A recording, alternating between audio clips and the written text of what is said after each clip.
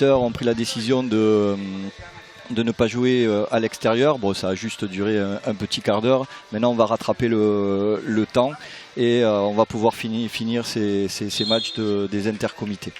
Et vous le voyez sur les images de Satellite Prod emmenées par Thomas Lebeau, l'entrée des jeunes joueurs sur ce terrain d'honneur. D'un côté, la Bretagne Ouest qui, vous le voyez, est en chasuble rouge, et de l'autre, les Yvelines qui sont, eux, en bleu pour les joueurs et en blanc pour les spécialistes et les gardiens. On se tape dans la main, évidemment, le fair play toujours, comme d'habitude, au niveau du beach handball, que ce soit avec les arbitres ou entre les joueurs, et le match qui va pouvoir débuter dans quelques instants. Évidemment, la Bretagne qui a réussi à se qualifier chez les filles et qui va tenter maintenant eh bien, chez les jeunes, chez les hommes, mais chez les jeunes, de réaliser aussi une très grosse performance. Le niveau du beach handball en Bretagne à tous les niveaux est très performant.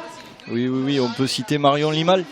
Vraiment figure emblématique de la Bretagne, ancienne internationale de beach handball, qui a monté un club sur Brest, un club de beach handball. Donc sur Brest, malgré le temps, ça joue toute l'année, et du coup maintenant sur les jeunes, on voit qu'il y a assez en place, et puis on les retrouve sur ces finalités des intercomités.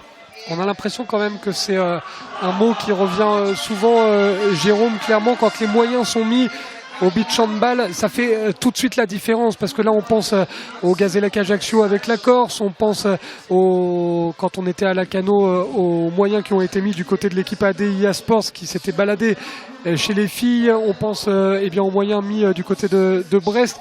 Dès qu'on met les moyens, en gros derrière ça amène des résultats.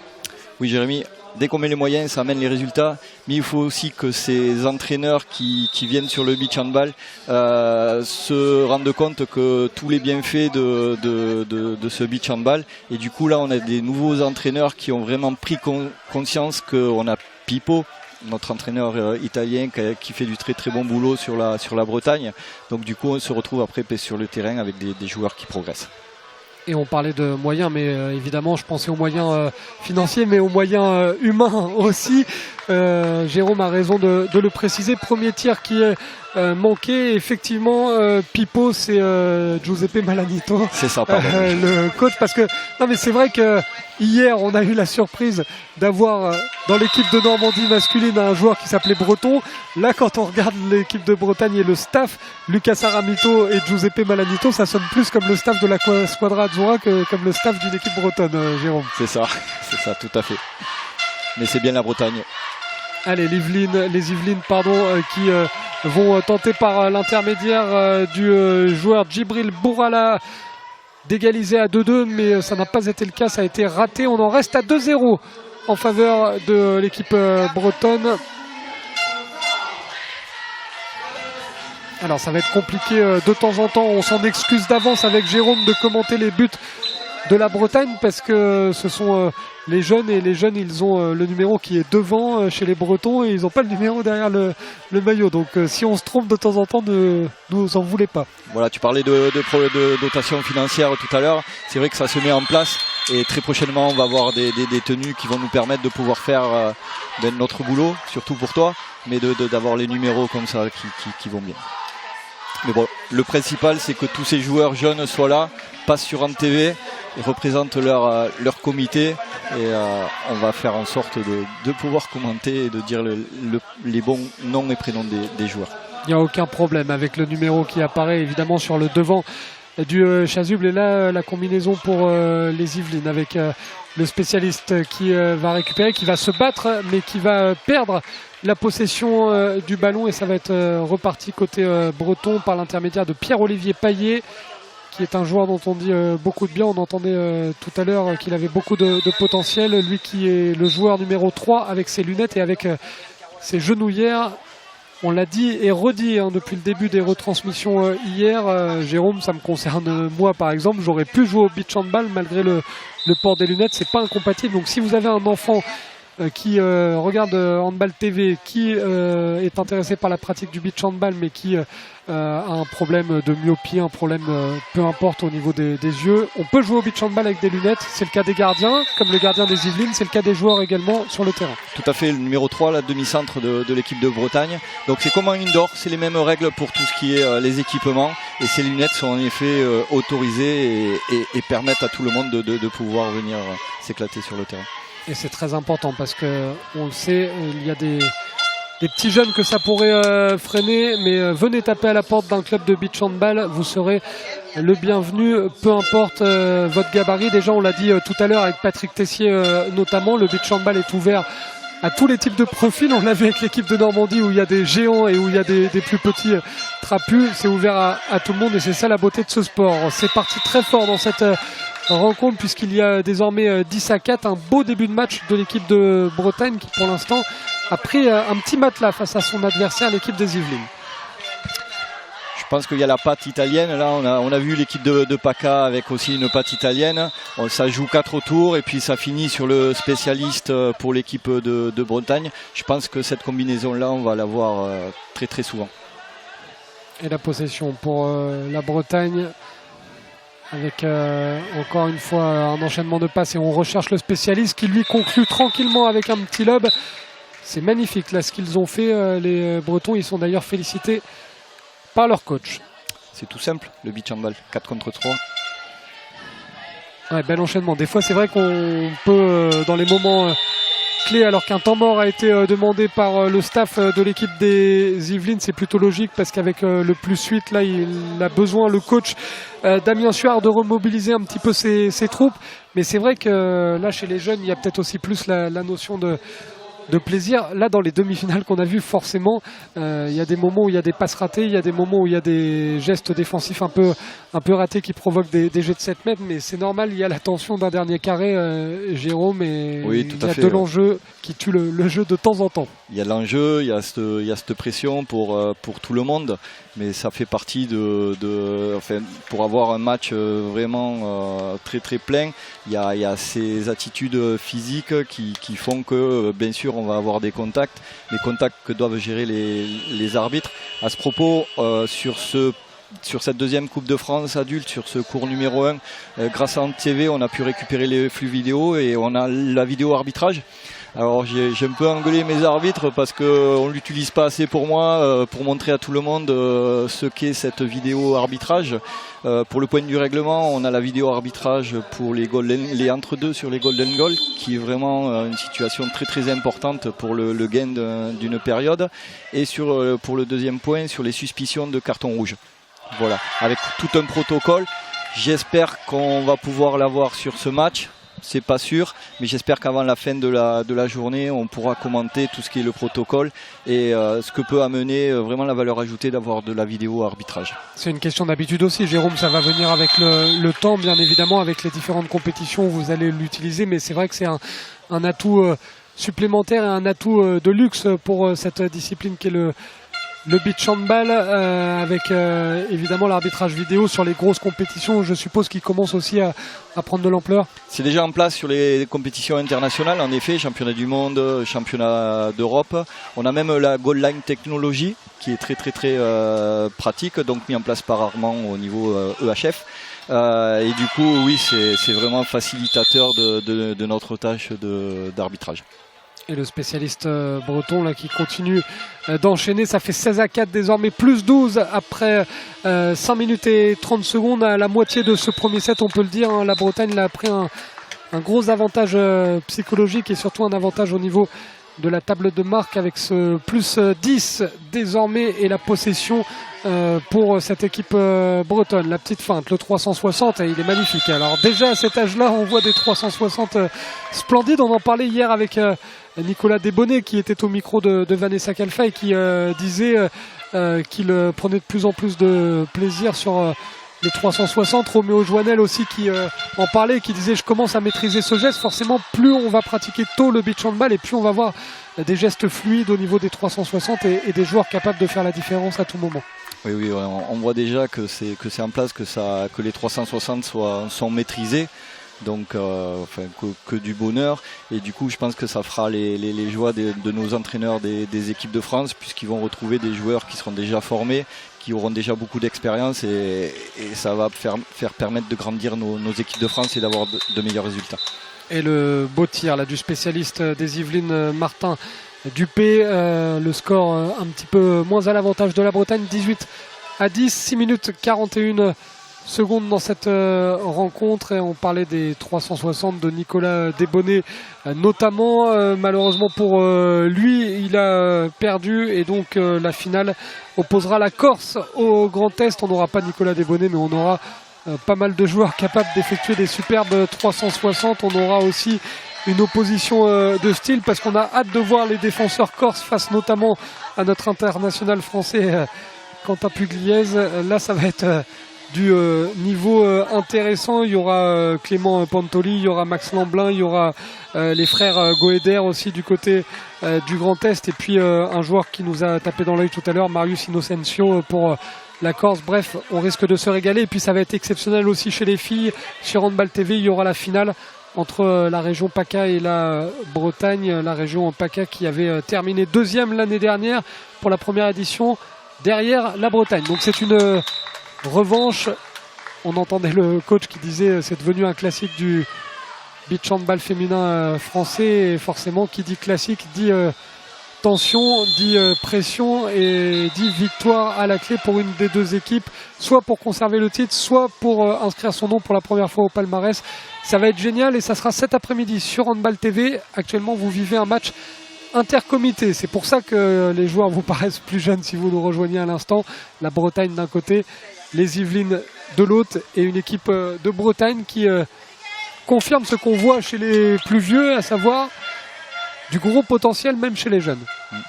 Puis suite au temps mort là, posé par l'équipe des Yvelines, on voit que le temps mort a fait son effet, et on a une équipe des Yvelines qui revient un peu dans le match, même s'il y a encore 20-12, donc moins 8. Mais je pense que ça peut nous permettre, là je pense qu'ils avaient un peu la pression de cette première demi-finale pour eux, et on risque d'avoir une deuxième période super intéressante. Et là on a vu cette passe mal ajustée malheureusement pour le joueur des Yvelines, Maxandre Pimenta. Derrière l'action collective, toujours avec ce décalage pour le spécialiste sur l'aile droite. Et lui, franchement, il fait une grosse prestation. Pour l'instant, à chaque fois, ses tirs croisés sont très efficaces. Et ça fait 22 pour la Bretagne, 12 pour les Yvelines. On le disait avec Nicolas Marais, Jérôme, dans ce genre de configuration pour les Yvelines, il faut essayer de se remettre un petit peu en selle, se remettre en confiance. Quand on a compris que le premier set était perdu, il faut tout de suite basculer, switcher psychologiquement sur le deuxième et tenter des choses pour basculer le cours de cette rencontre et se mettre en mode focus pour aller remporter la deuxième manche, puisqu'au beach handball, on peut, en cas d'une manche partout, aller chercher les shootouts. En effet, Jérémy, mais je dirais même que c'est surtout à l'équipe qui gagne comme ça facilement de se remobiliser sur la deuxième période. Souvent, ce qu'il arrive, c'est qu'ils n'y arrivent pas, et du coup, on se retrouve, j'espère, on va le retrouver ici avec les Yvelines pour avoir des shootouts sur Hand TV. Donc, que la Bretagne baisse un peu d'un cran, et que les Yvelines continuent à prendre confiance, continuent à jouer comme il faut. On voit qu'en attaque, quand même, c'est beaucoup moins en place. Ils sont avec un demi-centre spécialiste qui n'est pas sur les extérieurs. Mais il y a quand même un ailier droit, là, ce numéro 22, qui est quand même très efficace à l'aile droite quand même. Ouais, c'est plutôt pas mal. Donc il y a peut-être des motifs d'espoir pour cette équipe des Yvelines. On n'a pas eu beaucoup de shootouts sur Handball TV depuis le début du week-end. J'en avais eu beaucoup plus du côté de Lacano, donc presque un peu de frustration. Si vous pouvez nous offrir des shootouts, nous on est preneurs, aucun problème. Le suspense sur Handball TV, on aime ça. 22-16 pour la Bretagne. Il y a un temps mort qui a été demandé à 22-16, donc à 27 secondes de la fin de la première manche. Il y a 6 points d'écart entre les deux équipes, et le temps mort qui a été demandé, vous le voyez là, d'un côté les Yvelines en cercle, et de l'autre la Bretagne aussi très solidaire à chaque fois autour de Giuseppe Malanito, que toi tu appelles Pipo, Jérôme, il y a toujours eh bien, cette solidarité et ce collectif qui est très attentif aux consignes du coach italien. Oui, tout à fait. On pourrait croire que 22-16, donc 6 points, 3 possessions. C'est vrai que 30 secondes, ça peut paraître pas possible, mais en beach handball, ça peut aller très très vite. Et je pense que le temps mort de notre coach adoré, la Pipo, c'était vraiment judicieux pour apaiser tout ça et puis permettre d'avoir une fin de période assez tranquille. Allez, les 30 dernières secondes qui vont nous offrir du spectacle. Forcément, sur ce cours central de Châteauroux, de la plaine départementale des sports de l'Indre, c'est un match des intercomités puisque eh bien, il y a aussi le tournoi jeune en même temps que la Coupe de France des territoires 2023. Et ça veut dire que eh bien, ces petits jeunes préparent l'avenir et veulent, pourquoi pas dans quelques années, être à l'image du Grand Est, de la Corse, de la région PACA ou de la Bretagne en finale de l'édition principale du tournoi. C'est tout ce qu'on leur souhaite avec ces joueurs des Yvelines qui vont avoir la possession. Là, il reste 12 secondes. Le premier set est perdu pour les joueurs franciliens, mais il y a la possibilité de marquer peut-être un dernier but pour se mettre en confiance et sur une spirale positive. Non, ça sera raté de la part de Théophile Goudard. Et on en reste là. 23 pour la Bretagne, 16 pour les Yvelines. Maintenant, côté francilien, il va falloir se remobiliser, Jérôme, pour tenter d'aller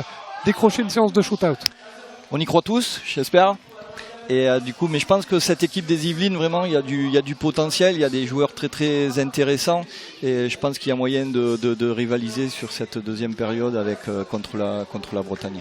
Allez, on se retrouve dans un instant sur Handball TV pour le deuxième set de ce match des intercomités entre la Bretagne et les Yvelines. Ne bougez pas, toute la journée nous sommes ensemble sur Handball TV pour cette édition exceptionnelle, cette édition 2023 de la Coupe de France. Or, du côté de ce complexe fabuleux où se mélange le football, où se mélangent les bancs de musculation, où se mélangent tout simplement les terrains du district de l'Indre de football. Il y a même des terrains juste derrière nous avec Jérôme Roland, des terrains de tennis en gazon. On se croirait presque à Wimbledon quand on tourne la tête. C'est un complexe fabuleux. Tout fan de sport, tout amateur de sport, Jérôme rêve d'évoluer dans ces conditions. On entendait le coach tout à l'heure de la région PACA pour l'équipe féminine au micro de Victor sur Handball TV qui nous disait moi, ne serait-ce que le petit terrain là-bas, j'en rêve pour mon club à l'année, et ça, ce n'est qu'un terrain d'échauffement.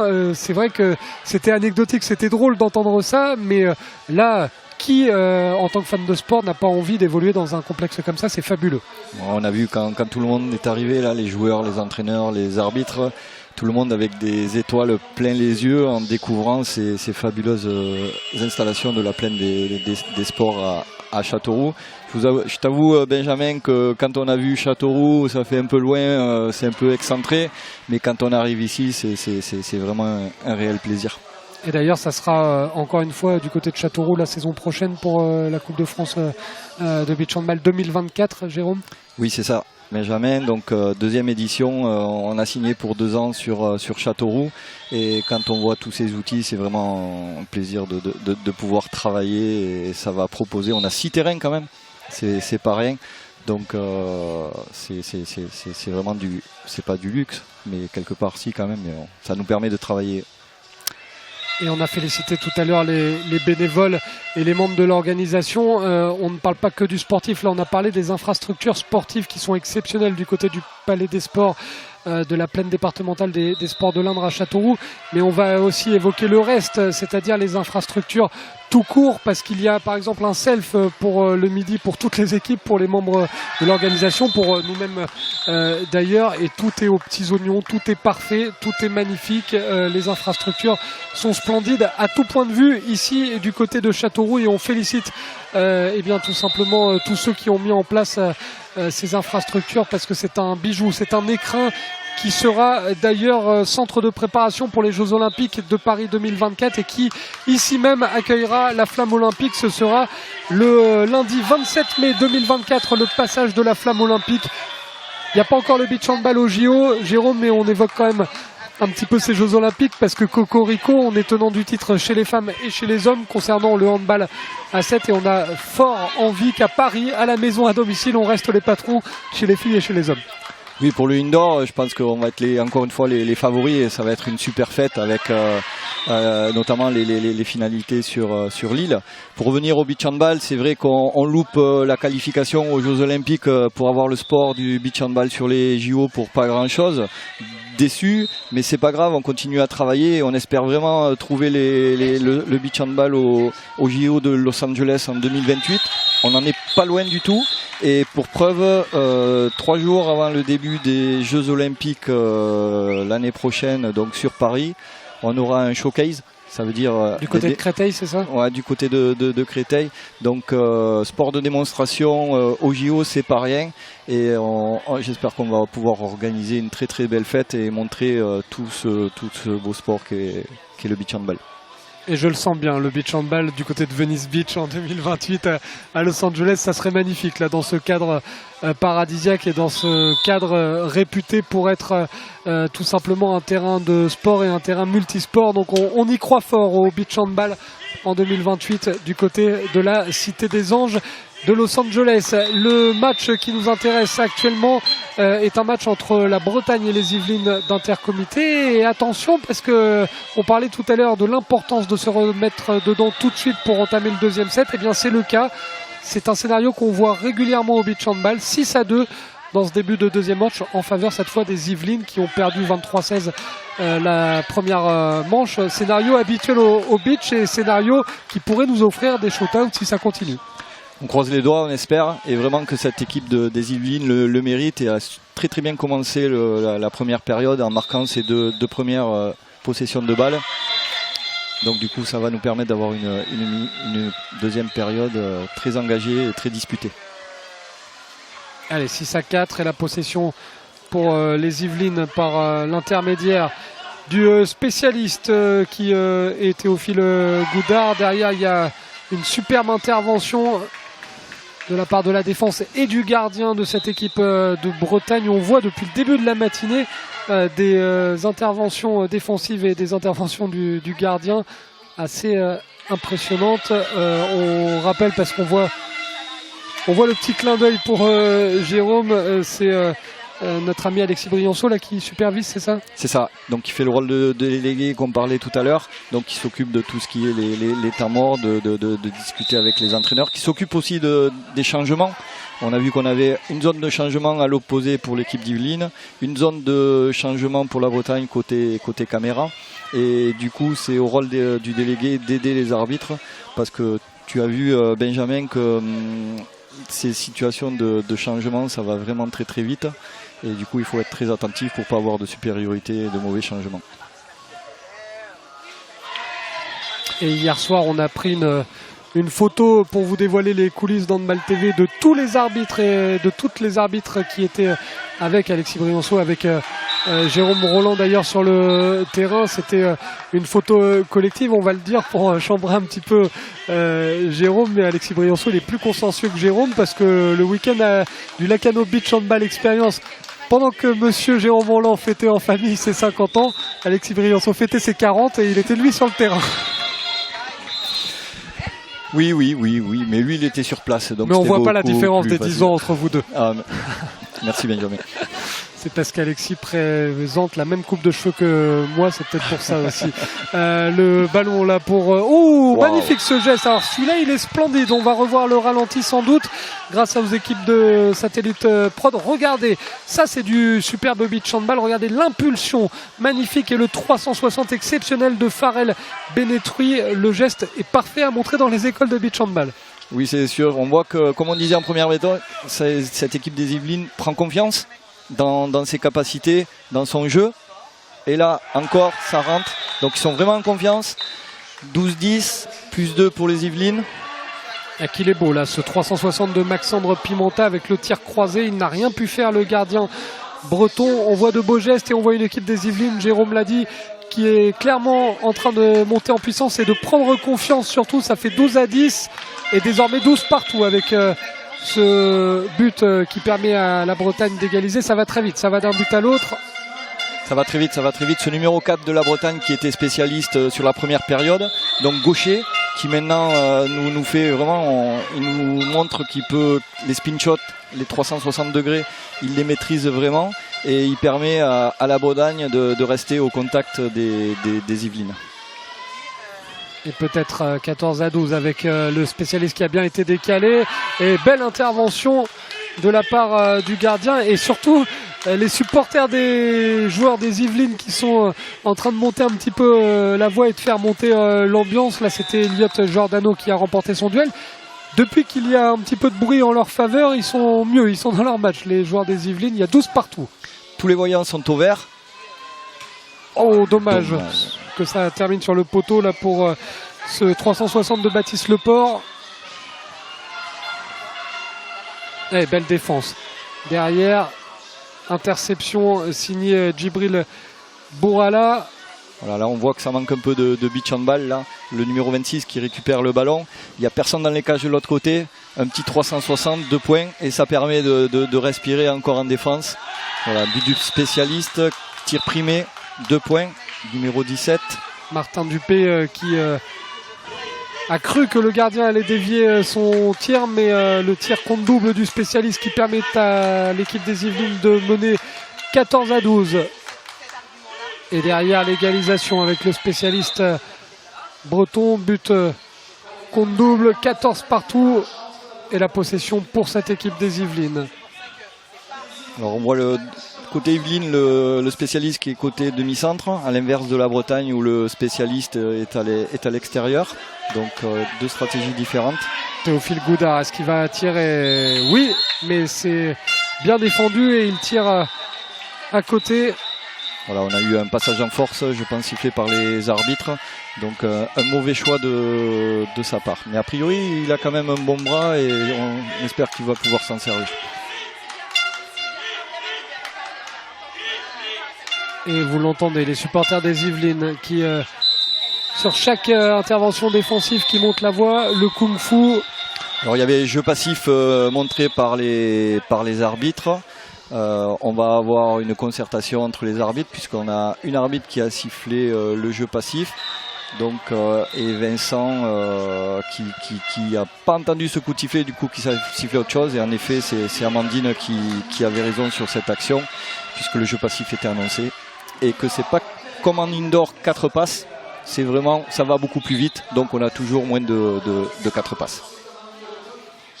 Et il s'excuse auprès de l'arbitre. Il y a eu double excuse. Il y a eu une excuse de la part de l'arbitre et il y a une excuse aussi de la part de Giuseppe Malatino qui avait exprimé son mécontentement. Donc on voit bien que le fair play reste de mise sur ce terrain numéro 1 où les Yvelines mènent 16-14 dans la deuxième manche. Très très efficace cet ailier droit. Oui, pour l'instant, il fait mal à la défense des Yvelines. Regardez sur ce ralenti là, hop, le petit 360 très vite exécuté de la part du numéro 4, Will Hertzwen. Et derrière, ça défile aussi avec un joueur qui est en train de monter en puissance dans cette rencontre, c'est Maxandre Pimenta. On voit dans les attitudes de cette équipe d'Yvelines, quand ils marquent un but, ça s'encourage, ça lève les bras. Donc c'est complètement différent par rapport à la première période où ils étaient un peu amorphes. Là vraiment on voit qu'ils ont envie et franchement c'est beau. Et ça fait 18-16 pour les Yvelines. Il reste 1 minute et 35 secondes à jouer dans cette deuxième manche. Pourquoi pas une séance de shoot-out pour terminer la matinée. Et quel geste encore une fois. Qu'est-ce qu'il enchaîne vite à chaque fois, Farrell Bénétruil. Il a vraiment un potentiel. On se rappelle de Michel Etienne à Lacano, le joueur international français dans les équipes jeunes qui vient d'ailleurs, on les salue, des Dom-Tom. Mais il y a un peu ce potentiel comme Roméo Joannel, comme des fois Nicolas Desbonnets. Il y a cette capacité à s'envoler à 2000 à l'heure pour les 360. Oui, Benjamin, cette capacité d'explosivité et c'est en effet le même profil que Michel. Du coup, ça va vite, c'est très explosif et je pense qu'à la télé avec les ralentis, c'est un vrai régal. On se régale évidemment sur Handball TV depuis le début de cette Coupe de France. Jérôme, avec le temps mort demandé à exactement 1 minute et 26 secondes de la fin de cette deuxième manche. Forcément, temps mort crucial parce qu'il n'y a que 4 points d'écart. Voilà, mais je pense qu'on l'a ressenti là depuis 3-4 minutes. C'est vraiment en place. côté Yvelines, et l'entraîneur de la Bretagne l'a aussi ressenti, sent que son équipe y a un coup de moins bien et il ne veut pas attendre de prendre encore plus d'écart pour rester au contact, et ça nous promet 1 minute 26 secondes vraiment très disputé.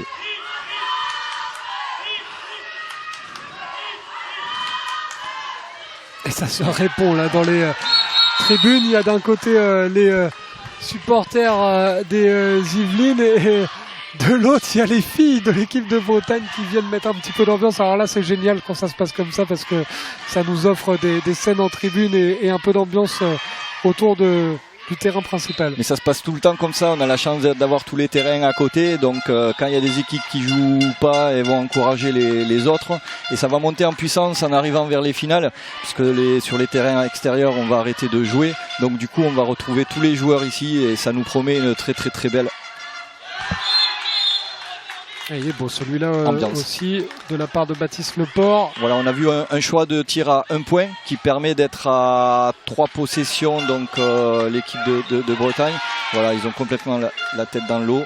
Exactement le scénario qu'on avait annoncé en fin de première période, grâce notamment à tous ceux qui sont intervenus à l'antenne qui nous l'ont expliqué. On bascule psychologiquement déjà dans le deuxième set et là ça leur a permis aussi de se reconcentrer, de retourner dans le match, et c'est ça qu'on aime au beach handball, c'est qu'une équipe peut en quelques secondes faire tourner un match comme dans rarement d'autres sports collectifs, et là ça fait 21-16 et là il reste 35 secondes et là Jérôme, ça sent les shoot-out de plus en plus. Ça sent les shoot-out. Je pense que la stratégie là pour les Yvelines, ça va être de tirer à 1 point pour garder ses écarts et avoir plus de chances de marquer des buts.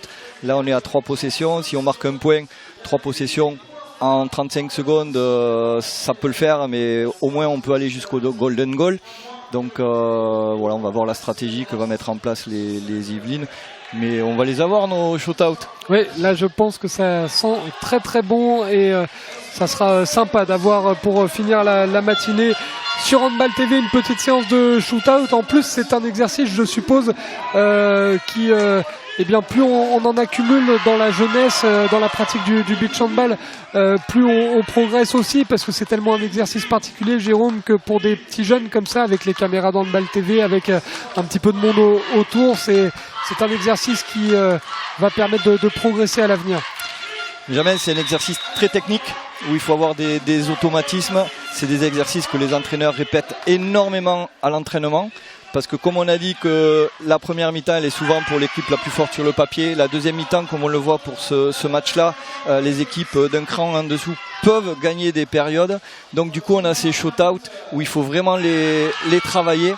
Et on va voir la technique, on va voir ces gamins sur le terrain là, comment ils se sont appropriés cette épreuve des shoot-out. 21-16.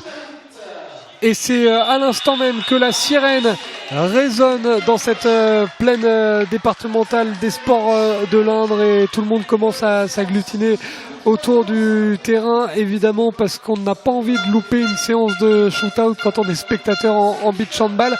Chaque équipe a eu son set. Le premier a été pour la Bretagne, le deuxième a été pour les Yvelines dans ce match des intercomités.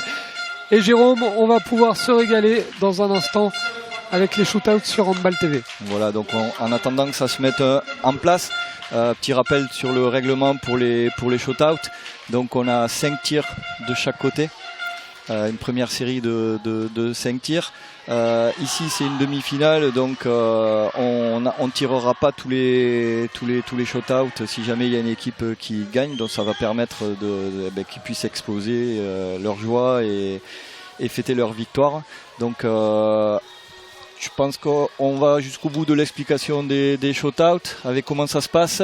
Donc coup de sifflet des arbitres, un gardien relanceur sur sa ligne de but et le gardien qui défend sur sa ligne aussi. Au coup de sifflet, donc le tireur fait la passe au gardien. Il va comme sur une contre-attaque et le gardien va lui faire une relance. Et à partir de là, il y a plusieurs possibilités. J'espère qu'on va pouvoir commenter ces plusieurs possibilités. Il faut savoir qu'il n'y a pas de contact. Donc s'il y a des contacts, il peut y avoir carton rouge et penalty. Il peut y avoir aussi des passages en force. C'est pour ça que les entraîneurs stratégiquement peuvent mettre en gardien, défenseur, des joueurs pour aller embêter ces relances, pour aller embêter les attaquants. Donc j'espère qu'on va pouvoir avoir toutes ces stratégies-là et les commenter avec toi. Et on voit les derniers ajustements de Giuseppe Malanito, le coach de cette équipe de Bretagne qui vient de recevoir le ballon. Donc le premier sera pour l'équipe de Bretagne, le premier tir au but avec les dernières discussions d'Alexis Briançon avec les joueurs. Benjamin, si je peux me permettre, voilà, pour expliquer, en fait, on fait beaucoup de pédagogie sur ces intercomités. On voit que le gardien là, torse nu, ça le fait pas au beach handball, encore moins à la télévision. Donc on ne peut pas rentrer avec une tenue pas adéquate sur le terrain. Normalement le règlement dirait que c'est carton rouge, mais voilà, les arbitres et le délégué font beaucoup de pédagogie pour expliquer ces règles. Et du coup, allez, c'est parti, premier tir.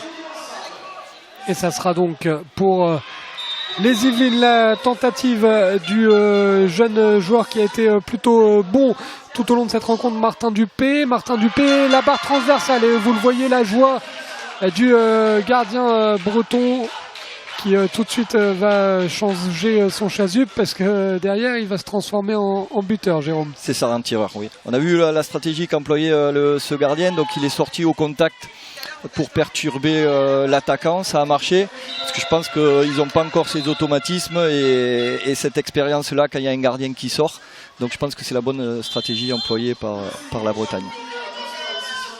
Allez, la passe pour la tentative. Derrière, il est monté très vite pour gêner justement le défenseur. C'était en l'occurrence Djibril Borala, mais ça a été réussi par Malo Keo qui a résisté à la pression et qui, vous le voyez sur le ralenti, hop, le petit 360 pour derrière, lobé finement le défenseur. Ça fait 2-0 pour la Bretagne. Il y avait eu la barre transversale des Yvelines, donc petit avantage pour l'instant. Il va falloir réagir et recoller pour les Yvelines avec la tentative qui est signée Baptiste Leport. Ah, ça s'est joué à pas grand chose. Ça a été validé. C'est dans ce genre de situation la goal line technologie peut servir. Exactement. D'ailleurs, un petit appel à la fédération si pour l'année prochaine on pouvait l'avoir, ça serait chouette. Mais je pense que Vincent était très très bien placé sur la ligne et a vu que le ballon était rentré entièrement, donc du coup a validé ces 2 points. Et on valide parce qu'on vient de voir le ralenti grâce aux équipes de Thomas Lebeau et de Satellite Prod. C'est validé et ça fait 2 partout dans cette séance de shootout. Attention à ce 360 qui passe. Aussi la rage du breton Thibaut Hervé qui permet à son équipe de mener 4-2. Et là aussi c'est magnifique, regardez l'impulsion. Et hop, entre les jambes du gardien pour permettre à cette équipe de mener 4-2. Voilà, super ralenti et puis très très beau, 360. Allez, là je fais un pronostic, on va avoir un 360 avec Farrell Bénétruy qui a été exceptionnel dans cet exercice pendant tout le match. Jérôme, ça serait étonnant qu'il tente autre chose. Farrell Bénétruy qui est servi par le gardien. Et voilà, 360 avec derrière le petit lob. Il y allait tranquille. Belle maîtrise. Et il a du potentiel ce garçon. Oui, c'est efficace, c'est 2 points. Ça fait 4 partout. Avec le tir à venir pour la Bretagne qui sera pour Will Hertzwen. Il a été très bon lui dans le rôle de spécialiste pendant tout le match. Will Hertzwen. Le petit coup d'œil. Qu'est-ce qu'il va faire? Il est monté très haut. Et Will Hertzwen qui va se rater. Est-ce qu'il a été touché? Non. Non, aucune intervention du corps arbitral et très bonne prise de décision du coup de la part de Djibril Borala qui est monté très vite, qui est monté très fort et qui l'a gêné dans sa tentative. On voit que la stratégie pour les Yvelines ça a été de mettre un joueur et de sortir son gardien et du coup il a pu sortir et gêner avec une très très belle défense et du coup la Bretagne n'a pas marqué.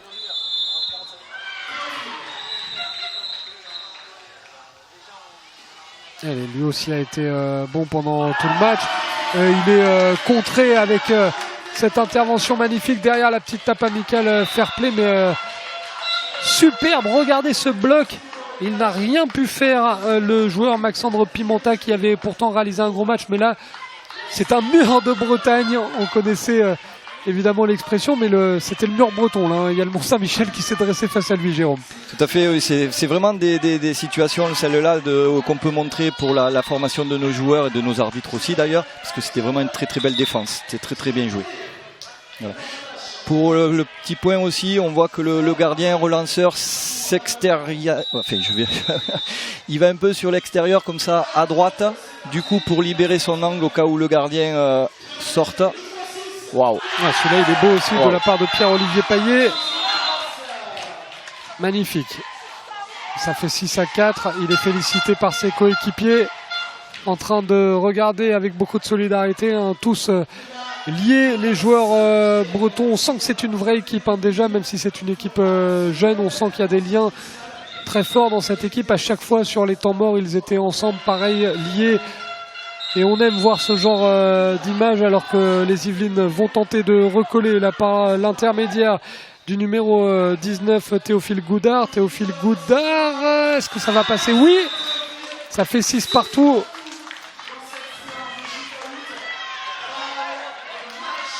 Elle est tendue cette séance de shoot-out, hein, Jérôme.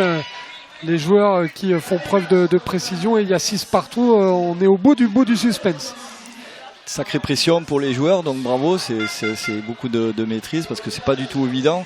On voit aussi qu'ils prennent des risques, parce que faire un tir à rebond sur du sable, ça peut partir dans tous les sens.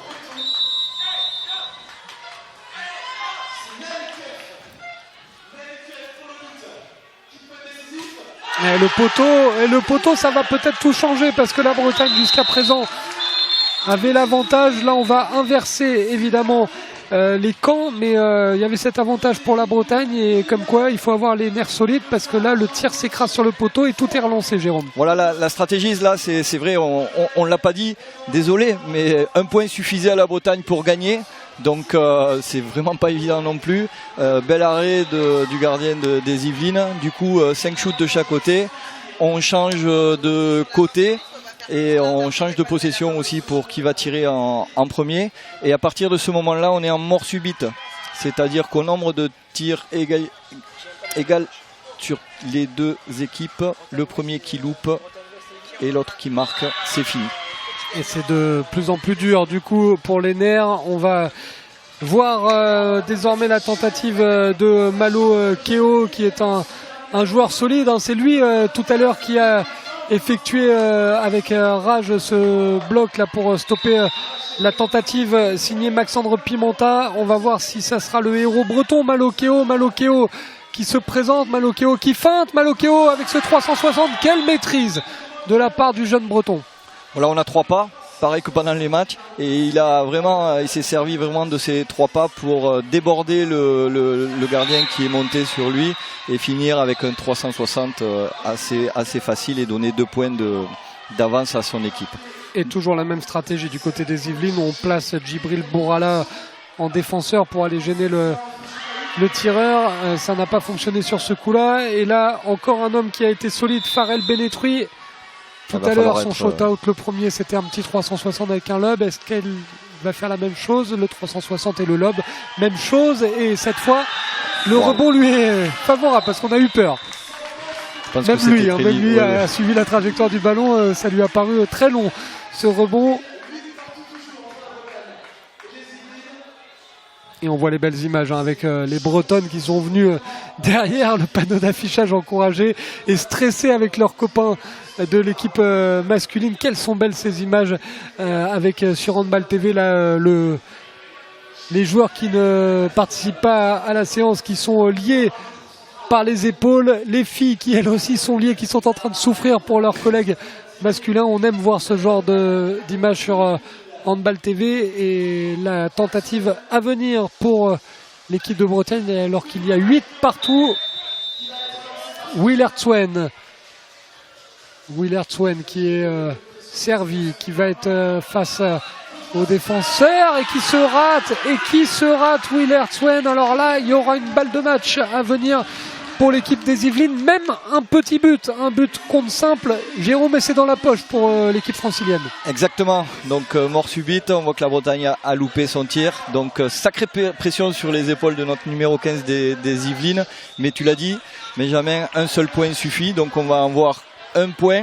Bien sûr, on met un gardien dans les cages du côté de la Bretagne pour essayer d'arrêter ce tir suspense. Et Baptiste Leport avec son numéro 15 qui va tenter un tir simple. Et oui, il est allé arracher la lucarne et regardez la joie de l'équipe des Yvelines qui a couru pour aller fêter ce but de Baptiste Leport. La séance de shootout remportée au bout du suspense par les Yvelines, et on l'avait dit, c'est le charme. Alors là, tout est résumé. Le beach handball est résumé en un match de jeunes des intercomités. Il y avait un cavalier seul de la Bretagne dans le premier set. Les Yvelines sont revenus en décrochant le deuxième et finalement ils s'imposent au shootout. Comme ça, on sait qu'il ne faut jamais lâcher quoi qu'il arrive au beach handball.